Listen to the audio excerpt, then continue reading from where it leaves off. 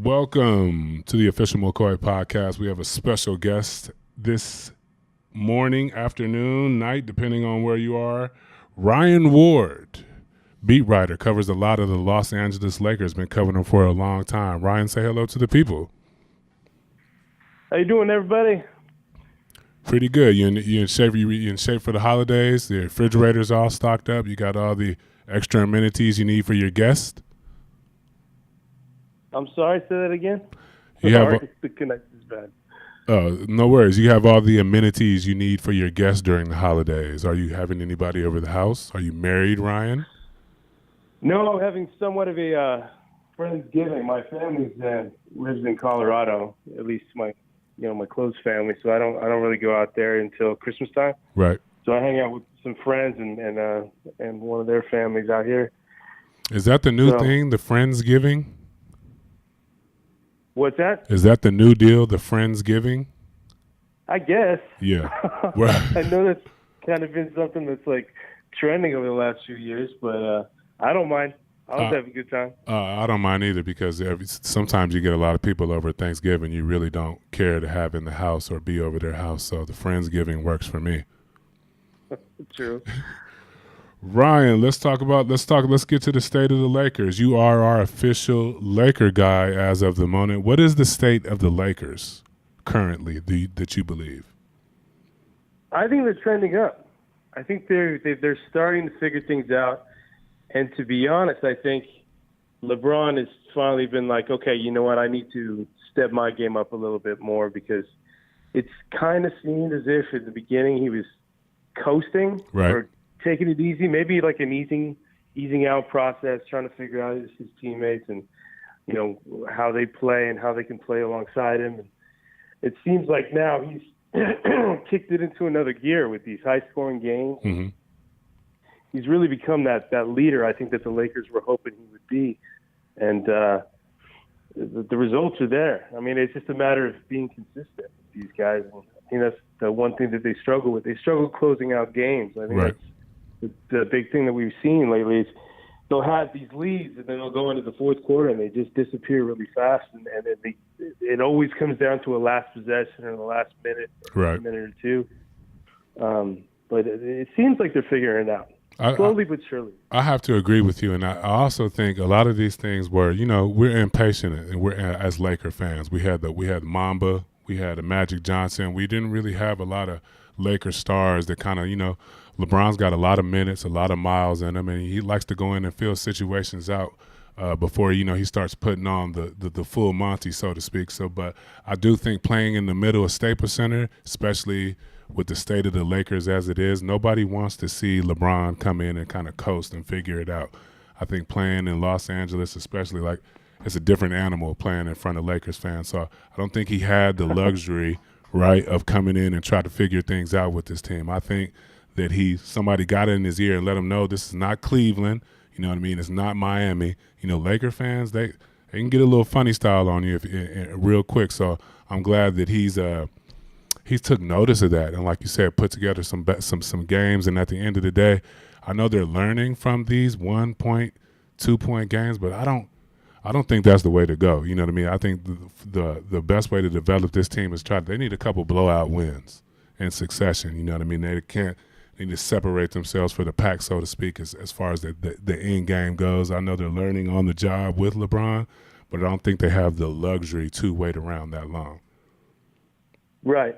I think the pressure's definitely on. It's a different level of pressure here. Right. It's like and I think it hasn't helped the fact that that they've been losing for so long.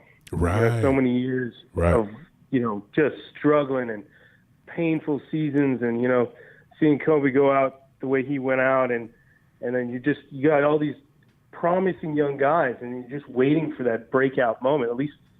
I mean, you know what the pressure's like. You played with Kobe and Shaq, right? Yes. And that kind of, you have to go in. You're always expected to be excellent every single night. Hey, you're supposed to you got to look good and play good too. It's LA. I played at UCLA too, right? So it's looking good and playing well. It's titles or nothing. UCLA, Lakers. We're really interested in the title. It truly is a title town.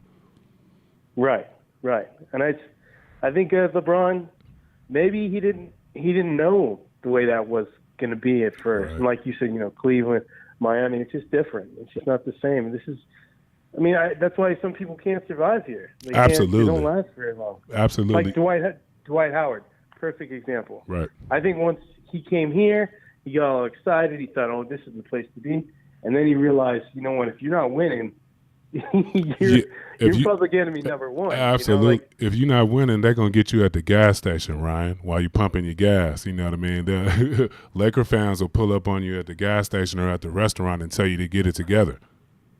Yeah, exactly. Exactly. They just don't tolerate losing for a long time. You drop a couple games and it's all over the media. Every Right. channel you switch to, every sports channel saying, oh, is it time for the Lakers to break it up, or should they make a trade? It's just no more. There's no room for any error. Absolutely. They messed up, and everybody wants to just clean house already. It's like or get some star in here immediately, and it's just doesn't always work. That's hard that to way. deal with. Yeah, it doesn't. And we got Magic in the front office. You got Magic looming over your head, trying to restore the Laker excellence. And everybody's on Luke's. Is Luke the guy? We don't know if Luke's the guy. You know what I mean? We don't. But you said it earlier, man. We just came off 4 or 5 straight losing seasons. Mm-hmm. No playoffs. Like, what do we have to be proud of as Lakers fans at the end of the day? You know what I mean? We got to come down off that pedestal a little bit, as far as not to burn the candle on both ends. We can't have probably the greatest player of our generation coming in. Yes, it's on probably the last third of his career, but we can't have the city not embracing him and removing murals and reminding him that he's not Kobe. That's not going to work for us as Lakers fans. We need to embrace and build up LeBron so that he can end his career one of the greatest Lakers of all time. Yeah, it's a tough situation for him because he kind of came in as with a lot of fans being like, "Ooh, I don't know about this guy. Like, right. Do we really like this guy?" Right. And then a lot of, how it is with some Laker fans. It's like some Lakers fans are diehard Kobe fans, or more Kobe fans than they are actual Laker fans. Right. And they thought of LeBron as kind of a threat, and to at least Kobe's legacy, and the fact that he was immediately put into the greatest Lakers conversation without even playing a game, which was weird. The whole situation was strange. I've never seen anything like it in terms of a player coming in and being not totally embraced immediately. Possibly the best player in the league. Also, you know what I mean? You're getting probably the best player in the league, and you're not totally embraced right away. It's weird, right? It doesn't. Why would that be the case? But it's like you said, like we both said, Lakers are a different breed of basketball team. It's a different kind of franchise. They expect immediate results. Absolutely. They expect a certain kind of player. And Kobe and LeBron have been compared at times, but they're completely different players. Way different. Completely different mentalities. Two different brands of leadership. Yeah. Exactly. That's hit the nail on the head with that one. Yeah. Completely different. So LeBron's we're heading into Thanksgiving. LeBron's on his way back to Cleveland, right? For the the Thanksgiving Day game? No, it's tonight. Oh, it is tonight. Okay. Yeah. It's going to be tonight. What do you expect? Is he going to get booed? Are they booing LeBron? Are we back to burning jerseys? Or are they going to treat the kid from Akron wrong? What do you expect from LeBron heading back to Cleveland tonight? You know what? These days, you just never know. Absolutely. Right? But if I were to guess, I would say, that's their hometown guy. I think he's going to get a big ovation. I think they're going to do the video tribute. It's going to be touching. You might see a tear or two from LeBron. I wouldn't be surprised, but I also wouldn't be surprised if you hear some boo birds out there. Maybe not the whole arena, because I think when he went back to Miami, he kind of got that treatment a little bit. He did, but Cleveland's different. Yeah, they seem to be a little bit more receptive to him coming back this time. Now that he won the first major sports title in Cleveland since. Whenever. I think they should let him off the hook. I don't want to see any more burning jerseys or trader. He spent his his formative years there, came back, as a man after what he learned from his experience in Miami, brought a championship back to Cleveland. Like, they should pay homage, let that young man go on and, go on with the rest of his life. Yeah, I mean, I think that title kind of set him free in a way. Yes. Like it was a vindication moment. Like I went through all these struggles in the beginning of my career. I left. I come back when I'm ready to start winning titles. Absolutely. And I get one for you.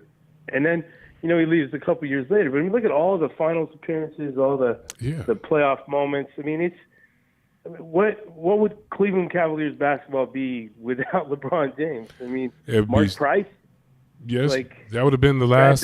Yeah, that would have been the last great Cleveland teams that we thought of. Craig Elo, Mark Price, Brad Daugherty, John Williams, Gerald Wilkins. Gerald Wilkins. So the Cleveland they owe LeBron.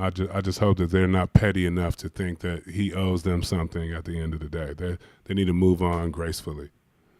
Yeah, well, if you think about it.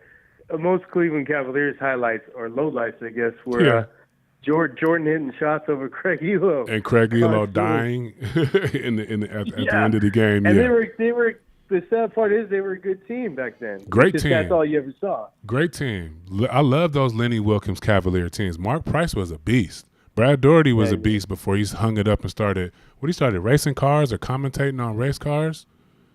I think so. He's saying NASCAR, yeah. Yeah, it's a very interesting transition Brad Daugherty made out of basketball. I don't know how many basketball. And I feel like he still has some good buckets in him. And then all of a sudden he was just on the NASCAR broadcast. Good for him. Well, I think, you were at the tail end, no? When did you come into the league? I came in 98. Oh, so you were literally at the tail end of the Jordan era. Exactly, right? exactly. Yep. I couldn't imagine all those guys that were really good back then who just couldn't get over that Jordan hump. Ooh. And then there's you know what? Do I really want to keep playing? Right. Just hitting this brick wall all the time? Absolutely. What speaking of not hitting the brick wall, where do you think the Lakers are going to finish this year? Are we going to the playoffs, Ryan? Are we going to the playoffs and we should be happy with that? Are we going as an A seed? Are we happy with what's going on in Golden State and a couple other issues in the Western Conference? Do we think we're going to slide into a 4? Should we just be happy with the playoffs, considering we haven't been to the playoffs in the last couple of years? Where do you think the Lakers finish in the West this year? Well, yeah, I do think that the Lakers fans should be just content with making the playoffs Agreed. This year. Yes. Because I don't, even if they get to the point where, they make a somewhat deep run, maybe second round or something in the playoffs, I don't think they can stand up to the likes of the Warriors or any of the top tier teams right now. They just don't. They don't have that. I mean, that's basically LeBron playing to exhaustion, like last year.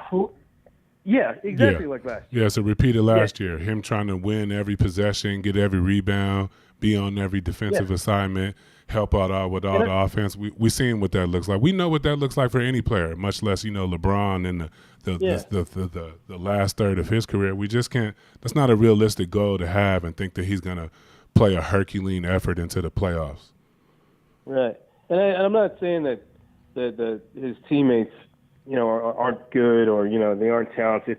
I do think they have some really talented guys. I just don't think that they're ready to take that kind of onslaught in the postseason right away. You got to take some bumps and bruises and learn from it first, and you got to see which one of these guys or two guys are going to emerge. I honestly think Kyle Kuzma is the real deal. I was going to ask you, give me your two guys who can emerge. Kyle Kuzma's one of them. Give me another guy who you see emerging and helping with this playoff run. Well, that's tough, but you know what? It's maybe I'll get some crap for this, but I think I'd go with Josh Hart after that. No, you're not going to get no crap for that, Ryan.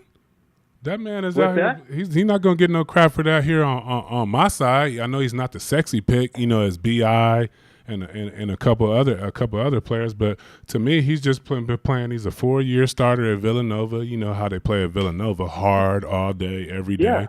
And he's been up to the challenge. He put in a good offseason, had a good showing in the summer league. I got to watch him at a couple of games, and he is a Laker. Right, he's taking the whole Laker thing very seriously. He's working out in the off season. He's keeping his body together. He's keeping his mental space together. He doesn't get caught up in a whole bunch of nonsense on the court. You know what I mean? So that's I don't mind that pick at all. You're not going to get any stuff from me on the Josh Hart pick. I just think he's a great all around player. Agreed. I think he's polished. Agreed. I think that staying in college a little bit longer and polishing your craft is not a bad thing. As everybody says, if you've got the talent, just make the jump right away, or when you're eligible. But I think he made it at the right time. I think Kuzma made it at the right time. Yep. I think, and you can see the difference. You can see the difference in these guys. I mean, look at Brandon Ingram. He still needs some polish. I was going to be my next guy I asked you about. You on top of it this morning, Ryan. But Brandon Ingram development intrigues me, right? Especially being on a Lakers team or playing, in the Staples Center. I've never seen a guy get this much leeway. Have you? A lot of people don't like to outright just say, I don't do Brandon Ingram.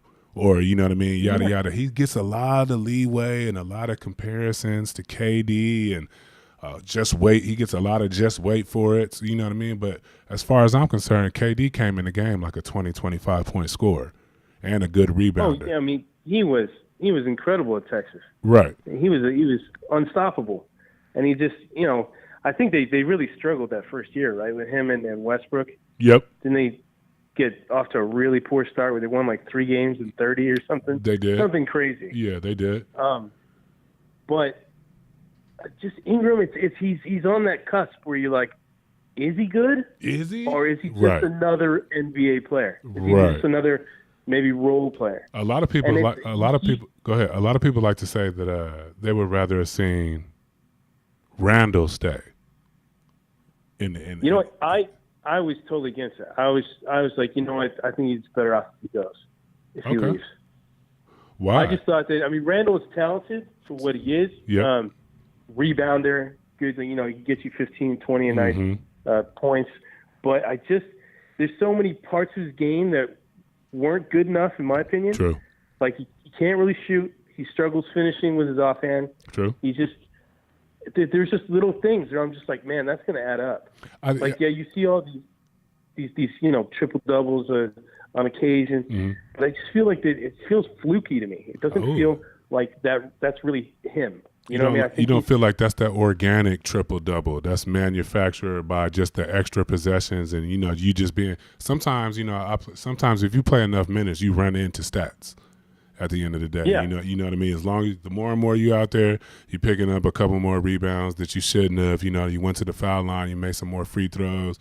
You got all the other analytics about what you did on the defense against the first pass and all that good stuff. So, the more and more minutes you play, you start to, you just end up with stats at the end of the day. And I think that's what you're talking about, like the non-organic triple double because you played 48 minutes or dang near 48 minutes. And you just, you start picking up rebounds here, points here, layup here. Oh, I found this. Let me lay this up. So at the end of the day, those lead to some triple doubles. But the reason why there was a level of physicality that he brought that was, that appealed to me. That's true. You know what I mean? Right now, everybody's a little light in the wallet, Ryan. You know what I mean? Tyson, Tyson's doing a good job. You know what I mean? JaVale and Tyson make one good center. And that's, you know what I mean? We can take that. We can work with that, But everybody's just so, I like the like size, positioning, and everybody can switch and everybody got ball skills. But the physicality, Laker, and correct me if I'm wrong. I know you're a Laker fan, Ryan. Laker teams have always been physical. True. Right? Yeah. Pat Riley. Well, I mean, you got to admit that the NBA today has changed, especially this year. True. It's like the NBA doesn't want any kind of contact. I don't even know how you play defense these days. You can't touch anybody. No, you can't. And I'm kind of an old school guy too. Like I love the hand checking and then seeing Jordan just destroy people even when they're playing extremely physical, right? Yep. Now it's just like I just don't get it. I mean, you see guys fly back 10 feet, when they barely get touched. it's just a different league. And then you look at the scoring. Like I was looking at the scoring yesterday, like the averages of every team. Mm-hmm. Every team in the NBA is averaging 102 points or more. That's a lot of points, man. That's insane. Yeah. That's crazy. It used to be first to 100 wins. Now everybody's averaging 100. Well, I think they got like an extra 30 or 35 possessions from the 90s basketball that we all grew up and watching. That's a lot of possessions, man. It's just crazy, man. It's just even in the NFL today, you see that. You see these, like that score with Monday Night Football? Yeah. But they score 105 points? Like, what the hell is going on? And everybody's acting like it's the best game ever. And I just speaking on it. No, it's not. In the best game ever, defense shows up at some point in time in the game.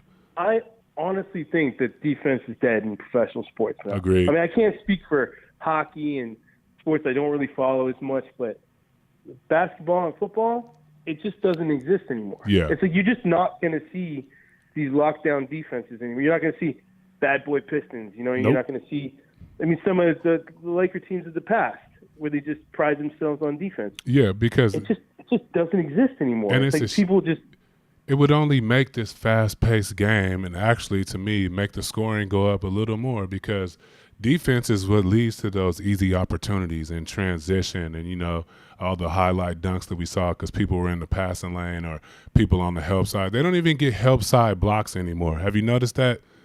Back when I played the 4-man, the 5 would be occupied or vice versa, the 4 would be occupied, and you would get a block because you get help from the weak side.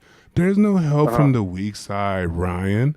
You know what I mean? They're kind of like reaching nobody there. Nobody wants to risk a foul. Nobody wants dunk. to give up a foul for free. Yeah, or be in somebody's poster and be on Instagram that night on somebody's feed. You know what I mean? That part of basketball, the Instagramification, if that's a word, of basketball is upon us.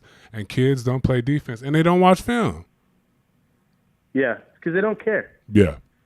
And I think that the NBA and the NFL are kind of embracing this. Like they're like, you know what? This is great because it's highlights galore. Right. It's no scores up, low-paced games. Scores and up. I feel like it takes a little bit of the game away. Yeah, it takes that competitiveness that, like, you got to pride yourself on both ends. It's not just one end. Well, what the hell is that? It's just if everybody can score 20 points, what's the point? I don't get it. Absolutely. That's what speaking of that in analytics, that's what I don't get about Houston Rockets ignoring an aspect of a basketball game like the mid-range, right? They're shooting threes and they're getting dunks. They're ignoring the mid-range. How do you ignore a whole aspect to the game? You know what I mean? Where some of our better scorers of the league, Kobe Bryant, Michael Jordan, Kevin Durant of today, you know what I mean? Even Klay Thompson or something, even Steph Curry. The mid-range opens up wide open three-pointers so you don't have to take 80 dribble combos with the double step back and launch a 30-footer. You know what I mean? If you move ball. Or go with 50 screens to get open. 50 rescreens at the top of the key. It's not even something that it's like a revolutionary. It's just a rescreen at the top of the ski. Everybody else spread out. Shoot them if you got them. You know what I mean? If not, get back on defense. You know who's the only player in the league right now that I see that really embraces that old school kind of back to the basket mid-range game is DeMar DeRozan. Yep. That guy, he just reminds me of, people take shots at this, but like the Kobe, Jordan style. Yeah. You know what I mean? He dominates the game in that way, and he's so consistent. Now, he may not be able to hit a threes consistently as all the other guys these days, but he does a lot of other things very well. He can lead that three-pointer along. I also like Kawhi Leonard in that same breath of throwback, taking on the defensive responsibilities, working out of the mid-range. You know what I mean? He doesn't have a whole lot of holes in his game. He can hit a three-pointer, but does he go into a game thinking, I'm going to take 7 threes to hit 2 or 3? I think he takes what is given to him. He starts close to the basket, and he builds out. That's what basketball, although the center is being phased out, it will always be an inside-outside game. I don't care what anybody says. You put enough pressure on the front of the rim, you shoot uncontested jump shots. You know what I mean? It's a real simple formula. I don't think it's going to change, and it kind of pisses me off that they're trying to change it. No, yeah, I agree. I am in the same boat, man. I mean, it's even playing pickup basketball now. Same way. You go and play pickup basketball. Everybody thinks they can shoot a three. Oh yeah. Everyone. It's a Full joke. court basketball is almost unbearable now. Yeah, you got to watch who you play you with. run up the court, and you get some jackass shooting a three from 50 feet. Yep. Thinking he can make it, and then the next guy does it, and it's contagious. It's contagious. It just goes throughout the whole run. That's why you got to watch where you play, man. You can't just play with everybody nowadays. Do the Lakers make a trade before the deadline? That's a really good question. I think I don't think they want to do that. Like, I honestly think they want to keep their options open for the summer. Right. And maybe get Kawhi or another big name like Clay or something. Right. But the way I've seen how the power that LeBron has, right, just in these how many games now? 15 maybe. Yep. That I'm like, you know what, this guy, he calls the shots. Exactly. So if he's pissed off, I mean, it just goes straight through the organization, and then that forces their hand, kind of. Absolutely. Well, we seen them order up another team before last year, right? Yeah. You got fed up. What was it, half the roster? Yeah, you got fed up last year, and was like, yeah, I need another team, dog. This ain't for me. Yeah, and then he takes them to the finals. Takes them to the finals, Ryan. Thank you. Yeah. Still. Yeah. But I wouldn't be shocked. I mean, I would say you're not going to know until maybe January whether or not they're serious. Like, say Anthony Davis truly becomes available. Like, that's all the talk of the NBA. Right. Anthony Davis. Pelicans have come to terms with the fact that he doesn't want to be there anymore. Mm-hmm. I wouldn't be surprised they make a serious run at him. And why not? Yeah. Like, because, I mean, at that point, you're going to know a little bit more about Ingram. Yep. You're going to know a little bit more about the guys that do fit right now alongside LeBron. Mm-hmm. And I think that's all that matters. It's basically, I mean, LeBron's here for 4 years. He's got no opt-outs. They're not going to trade LeBron James. No. I don't even think you could trade LeBron James. And they just got to figure out what works alongside him. And I think, like I said, Josh Hart works so far. Does Zoe Ball work? Does Zoe Ball work, Ryan? Who? Zoe Ball, Alonzo Ball. Does Alonzo Ball work for over these next 4 years with the LeBron plan? I don't know. I know he's your UCLA alum. Yes. So I don't know. Right. I don't know. I think we haven't seen it. I would say the one thing about Alonzo Ball is he plays defense, which is something that you just don't, like we just talked about. You just don't see in this league very often anymore. Mm-hmm. And you may not be that scorer. He may have very streaky nights, but he is always consistent defensively. Yes. So I think he'll have a role regardless. And I think the only way that he would be gone is if a team requested him. Absolutely. You know what I mean? Like, they say, like, oh, we want him involved in this. Yeah. And it's just too good. They're just like, you know what? We're getting Anthony Davis, or we're getting this guy or that guy. And we want him in the package, yeah. But we've seen his brand of point guard before. I like looking at him, and when I think of him, I just think of Jason Kidd. Yeah, right? Exactly. Right? Played defense every day, made the extra pass, the savant outlets, making players better. Jason Kidd got a lot of players max contracts that probably didn't deserve them. Him, Steve Nash. Oh, yeah. Yeah. So I like to think. New Jersey days, too? Yes. Like, what do you have? He had Kenyon Martin. Richard Jefferson. He had Todd McCullough for a couple of years. Who? Todd McCullough? Todd McCullough. Yeah. Remember Big Todd McCullough? He was nice, man. Did he play? You played for – you went up against it, didn't you? I did. Philly? I did. I played with Todd. He also went to UW. We used to trade leading the Pac-10 in field goal percentage every game. He would go 8 for 9, and I would go 9 for 9, and we just flipped that. And he's also a good dude.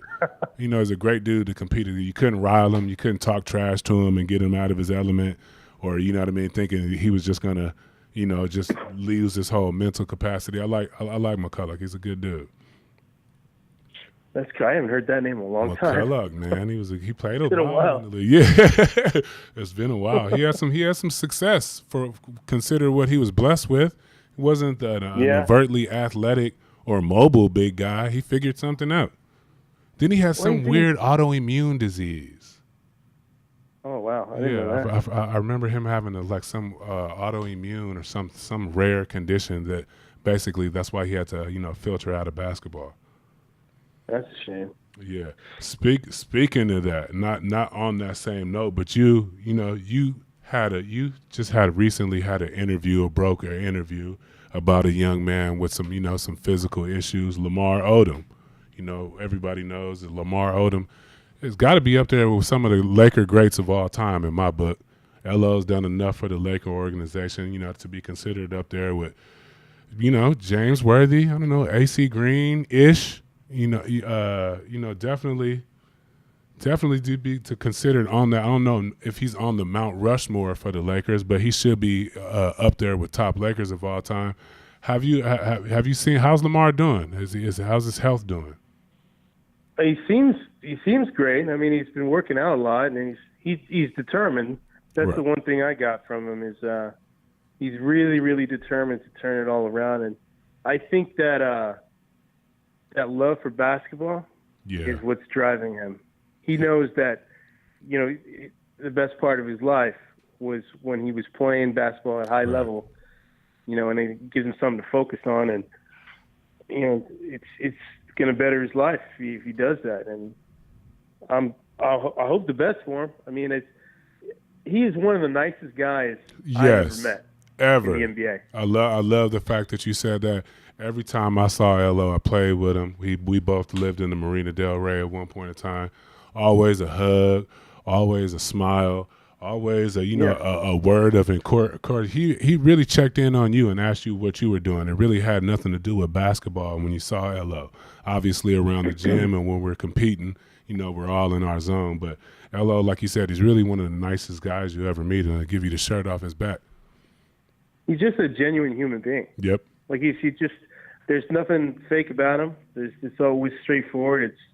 He makes you feel good. Yes. When you speak to him, because he's not out for anything. He's got no agendas or anything. He's just straight. I mean, because I started covering the Lakers 2011, right? So that was toward the end of their run. Yep. Right. That's the year that they got swept by the Mavs in the playoffs. Yep. And I remember how intimidating it was going into our locker room because you just had so many big names, and you got Powell, you got Kobe, you got Derek Fisher, you got Meta, you got just all these guys.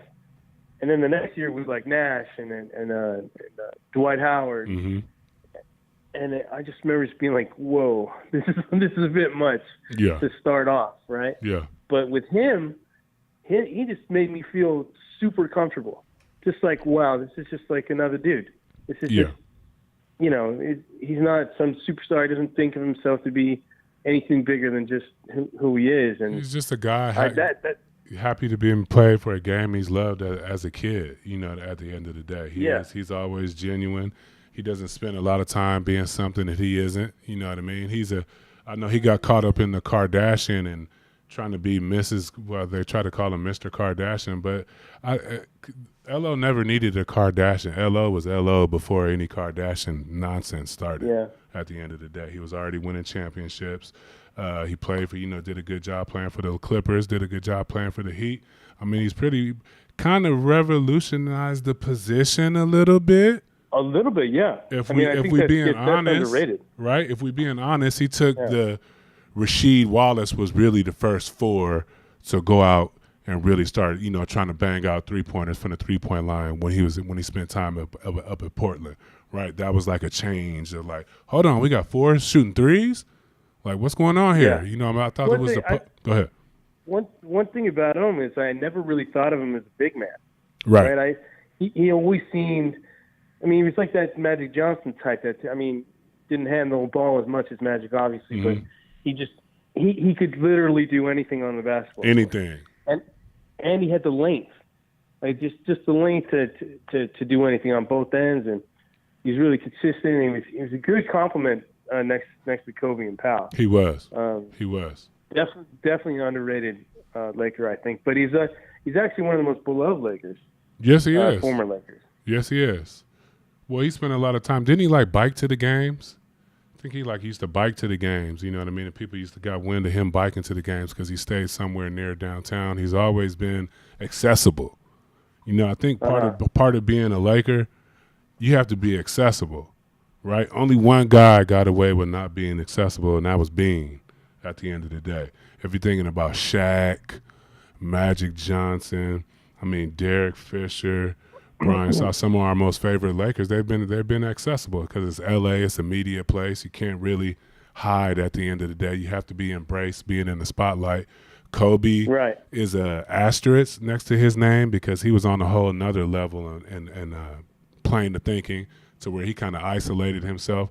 But he isolated himself, but in the game he was very accessible, right? Well, you must have had a pretty interesting viewpoint of all that back then.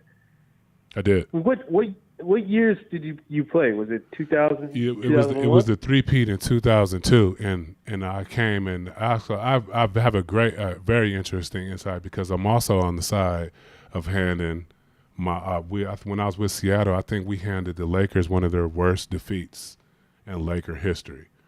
Right, so that next year I think it was between Denver and LA, and I went to the facility, and I went to the weight room. They were showing me around the facility, and I went into the weight room, and I was in like 3 pictures in the weight room in a Sonics jersey. It was weird.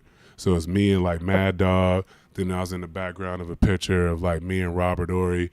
Then I was like guarding Shaq in one of the pictures. 3 different pictures in the weight room. So it was like serendipitous. I was like, well, looks like I'm done. You know what I mean? I'm going to take this non-guarantee and play for my childhood, team and try to win a championship. But it was a very interesting situation because the dynamic between Kobe and Shaq was hitting that wall at the end of the day. You know what I mean? It was like traveling with the Beatles. Every place we went to, every hotel, every lobby was a spectacle. Every shoot around was a spectacle.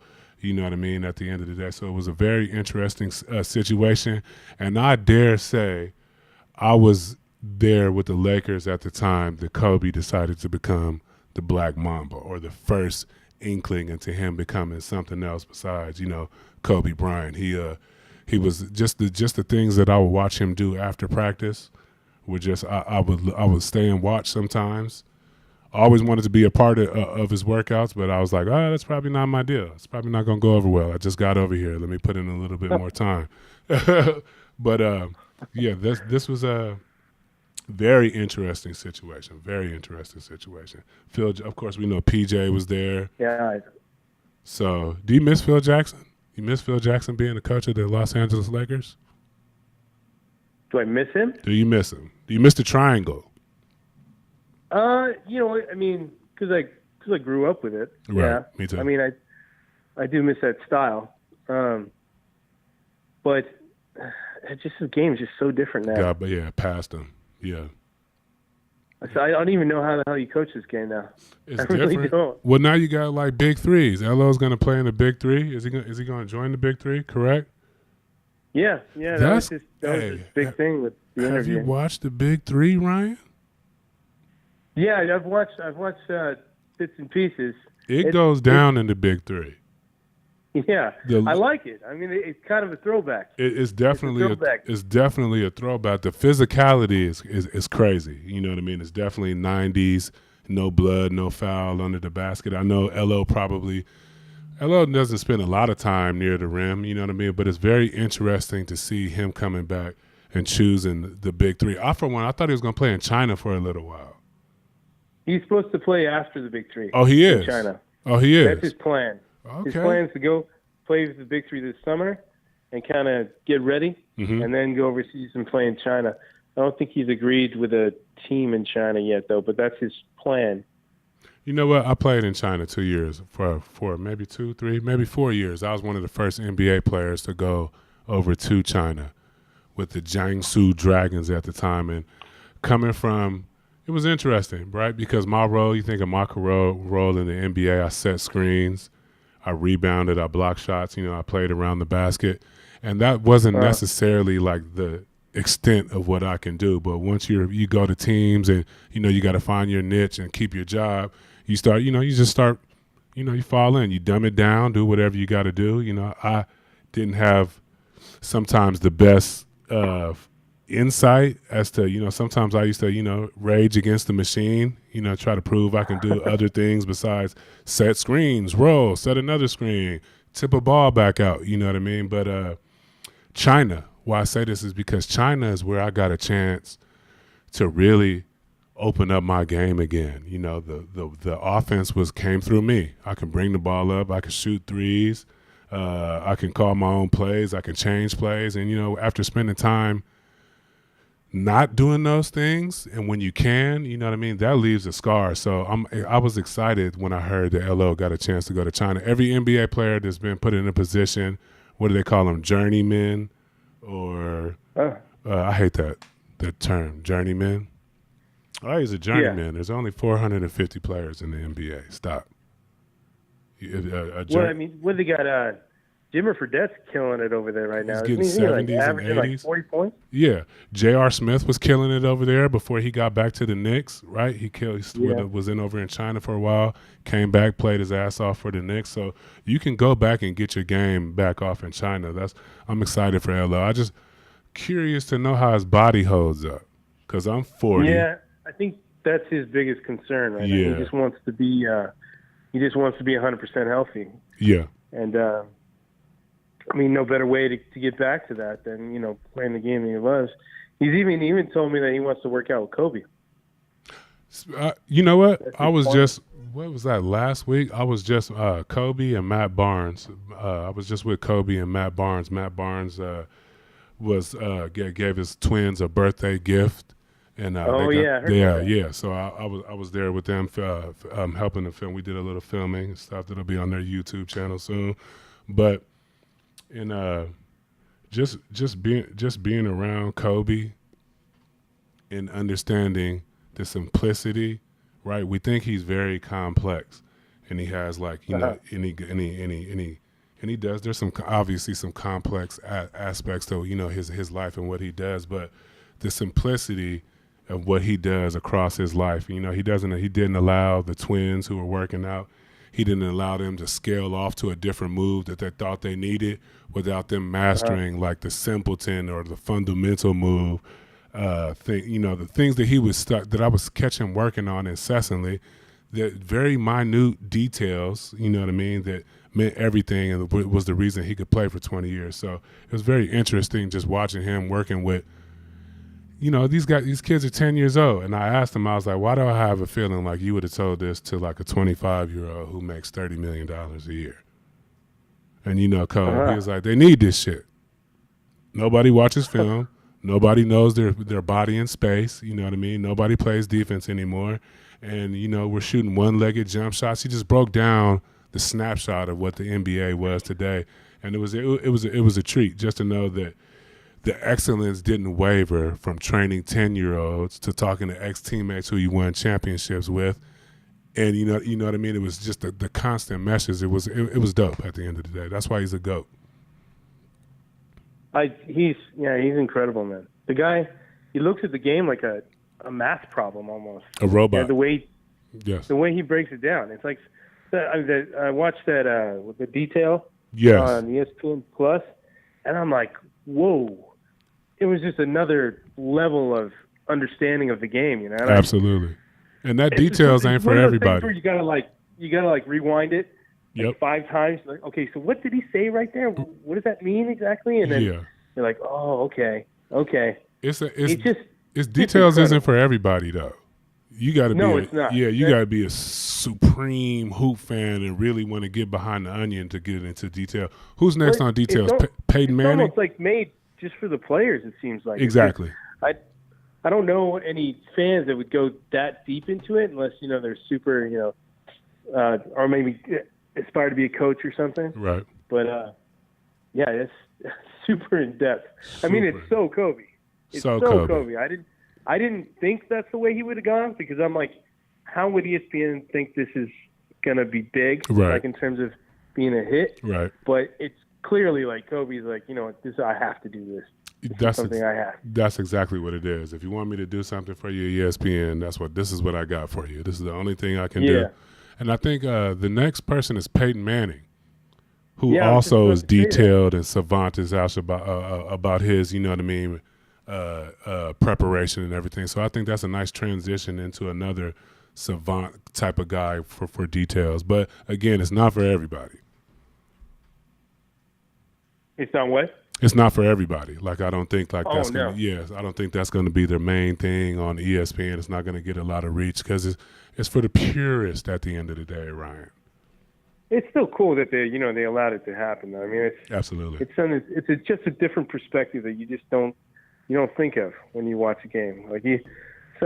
Sometimes you look. I mean, the older I get, sometimes I look at it and see it's just a game, right? It's just a game where you put a ball on a hoop. It's not super complicated. But then you look at the way some people think, like Kobe, and you're just like, wow. Yeah, mind blowing. You thought about this really in depth. Mind blowing. But then 5 titles, all the accolades. I mean, that's why. Yeah, right there. That's greatness why. leaves footprints. Yeah, greatness. For sure. So in your perfect world, for the last thing for Ryan, then I'm gonna let you go. In your perfect world, over the last 4 years that the Lakers have LeBron James, do you see any NBA titles coming out of this 4 years? Any out of these 4 years? Is it 4 years of getting the Lakers back into playoff contention, or this doesn't work out if LeBron doesn't catapult the Los Angeles Lakers and the fan base back into NBA championship lore? Well, I would say that I would definitely bet on the fact that they're going to be in the playoffs for 4 years running. Yep. I think that's going to happen. And I think they're only going to get better. They're only going to rise up more and more. But in terms of another title, I just don't see it until the Warriors fall off. Boom. Yep. I think the Warriors have to fall off, and they have to fall off big.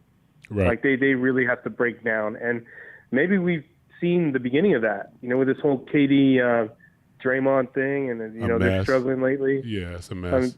That could be, the straw that broke the camel's back. But, I just don't know. There's just so many things that I think are going to happen to the Lakers over the next few years that it's hard to really get a clear picture of what's going to happen. And then say, what if KD leaves the Warriors this summer? What if he comes to Los Angeles? I don't see that. I think I would say, the one thing I've noticed about LeBron is he likes to be that one guy in the room, Yeah. He likes to be that one voice. He likes the people looking up to him. I saw that a litit bit with Kobe too, but Kobe was more of a loner, which you probably know. Yep. Right? But LeBron likes to be that number one guy. And I think with KD there, that's conflict waiting to happen, but man. But KD doesn't mind being the quiet guy, right? KD? Yeah, he doesn't mind. Like LeBron, I agree with what you said. LeBron likes being the guy, but I think it possibly could work because KD doesn't mind not being the guy, right? And just going out there and frying and getting his 28 points a game and get back on the plane and enjoying it. He likes to, I call it playing in peace. He likes to play in peace at the end of the day. He doesn't deal well with a lot of the attention. A lot of people say he's sensitive and that.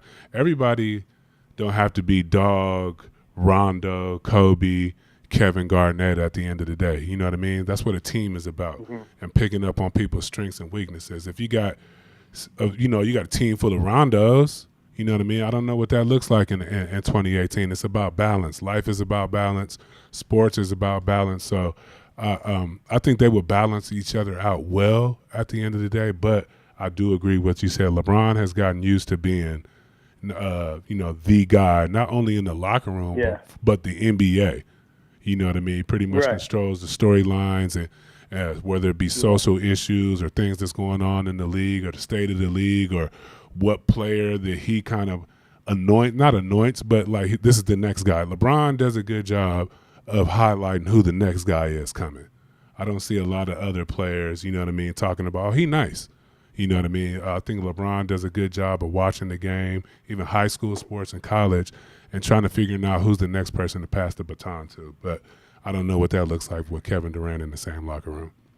Well, that's interesting. I had a talk with some of the guys that cover the Lakers about a month ago, I think it was, and we were talking. And I said, after LeBron retires, who's the guy? Right. Who's the face of the NBA? Right. I mean, is there an easy answer to that question? Because I don't think there's a guy. Like I mean, you could say KD, but I don't think it's him. You can say AD because of his you can say AD because of his stats and what he can do and how he's a freak of nature for a basketball guy. But I don't see. But he's not like a personality like that. The face of the NBA has to have polarizing figure, exactly, like exactly. He's gonna have to be on the billboard and sell tickets and bring in all the new brands. I don't see that person right now, but I see a couple people who they're trying to force that on, and that's something that cannot be forced. That has to happen organically. Right, like the Greek Freak, you think? Yes. Right, they're kind of forcing it on him.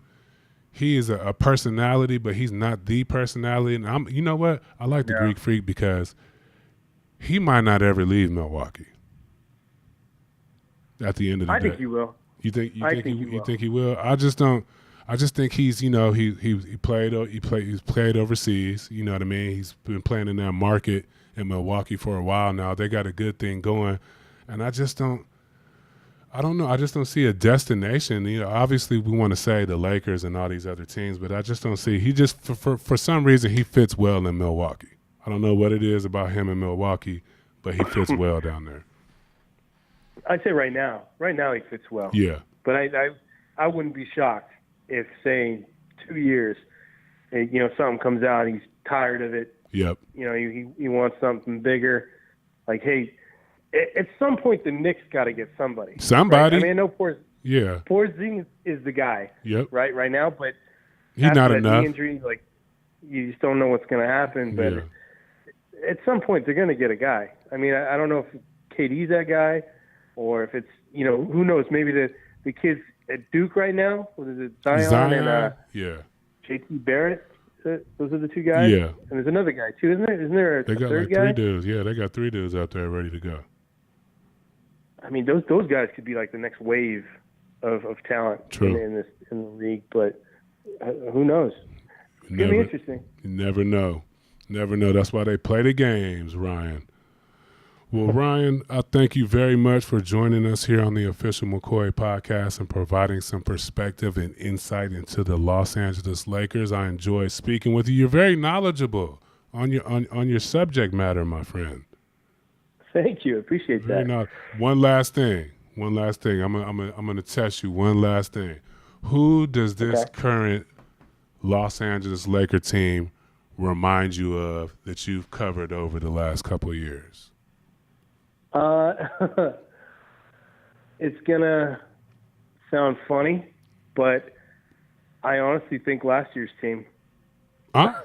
That's the only. I mean, I even said this a couple of weeks ago. I was like, you know what? This team really reminds me of last year because every game that they go into, you have no idea which team is showing up. Right. You have no idea if they're going to win or lose, regardless of the opponent. Right. That's exactly how I felt last year. I mean, it's like last year's team with LeBron James. Yeah. Right. More or less. It's got the same feel to it, though. There's no certainties Absolutely. At all. There's no certainties in life, Ryan. They're just a microcosm of what's going on in life. Young men trying to figure it out in the middle of the Staples Center in the bright, shiny lights of Los Angeles. Yeah. Right. That don't work for Laker fans, though. That's the team, man. All the other teams were pretty depressing. Like the recent ones. It's the only fun part was like Kobe's last season, especially that last game. Yep. But outside of that, it's pretty brutal. It's been pretty bleak. It's been pretty bleak. Well, Ryan, thank you again for joining us. I'd like to call and check in on another third of the season, maybe closer to All-Star break, see if some of these things we talked about came to fruition. For sure. Yeah, if you can, thank you again. Everybody follow Ryan Ward. Thank you again, Ryan Ward LA at Twitter. Follow him on Twitter for everything Lakers. he's knowledgeable on this subject. So go follow him and endorse everything he's doing on the Lakers side. And Ryan, thank you again for joining us, and hopefully we'll talk to you somewhere down the line.